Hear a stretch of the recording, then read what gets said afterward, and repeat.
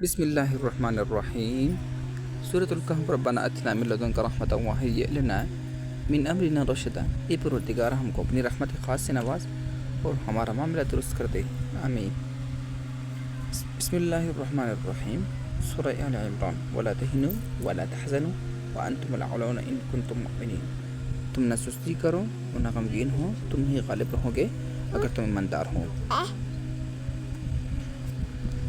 ہر تکلیف سے نجات، واللہ مستعان، اور اللہ ہی سے مدد مانگتا ہوں،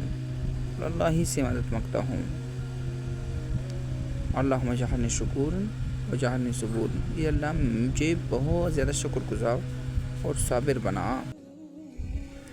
حدیث مبارک کا مفہوم: یہ اللہ کوئی خیر بلائی نہیں آتی مگر تیری طرف سے، کوئی برائی نہیں پہنچتی مگر تیری طرف سے، اور تیرے طرف سے سوا کوئی معبود پر حق نہیں۔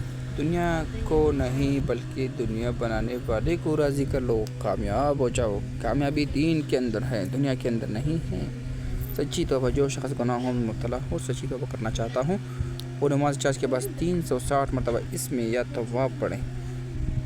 مال و دولت کی حفاظت کی دعا: لا الہ الا اللہ 97 بار پڑھ کر تجوری، غلے یا اناج گودام، مال وغیرہ پر دم کرنے سے انشاءاللہ تعالی آفات و مصیبت سے مال و دولت کی حفاظت ہوگی۔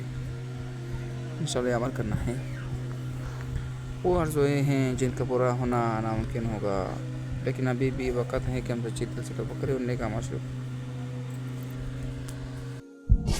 قیامت کے دن ہر کوئی کہے گا: کاش یا لیتنا اطعنا اللہ واطعنا الرسول۔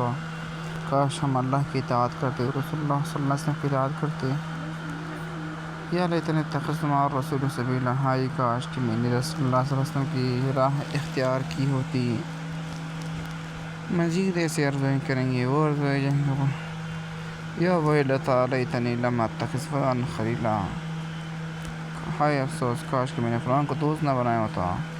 یا لیتنی قدمت لحیاتی۔ کاش میں اپنی زندگی کے لیے کچھ کرتا ہوں۔ وہ آرزوئیں جن کا پورا ہونا ممکن ہوگا: یا لیتنی لم اوت کتابیہ۔ کاش کہ مجھے میری کتاب دی ہی نہ جاتی۔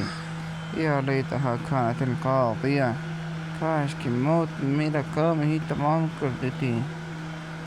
انہی حالات میں ایک بار وہ پھر کہے گا: یا لیتنی کنت ترابا۔ کاش میں مٹی ہو جاتا۔ سورہ نبأ۔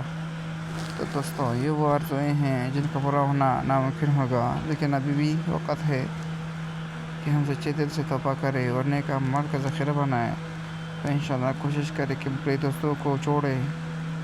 قرآنی معلومات: نمبر 1، قرآن پاک میں نماز کی تاکید 700 مرتبہ کی گئی۔ نمبر 2، قرآن میں 67 پیغمبروں کو ذکر آئے ہیں۔ نمبر 3، قرآن پاک کا دل سورہ یاسین کو کہا جاتا ہے۔ نمبر 4، قرآن پاک کی پہلی سورت کھجور کے پتوں پر لکھی گئی۔ نمبر 5، قرآن پاک کی سورہ فاتحہ کو 1000 بیماریوں سے شفا قرار دیا گیا ہے۔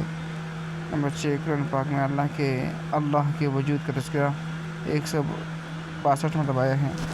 نمبر 7، کلمہ توبہ میں کوئی نقطہ نہیں ہے۔ نمبر 8، قرآن مجید میں اعراف حجاج بن یوسف نے لگوائی ہیں۔ نمبر 9، سورۃ الرحمن میں اللہ نے اپنی نعمتوں کا ذکر کیا۔ نمبر 10، سورۃ اخلاص میں را نہیں ہے۔ نمبر 11، پہلی وحی رمضان کے مہینے نازل ہوئی۔ نمبر 11، پہلی وحی رمضان کے مہینے نازل ہوئی۔ نمبر 12، قرآن مجید کی سب سے بڑی سورت کا نام سورہ بقرہ ہے۔ نمبر 13، قرآن پاک 22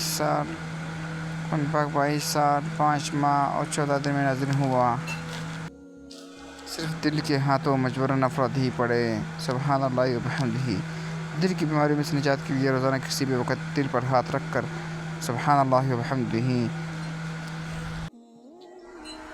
111 مرتبہ پڑھے، انشاءاللہ شفا ہوگی۔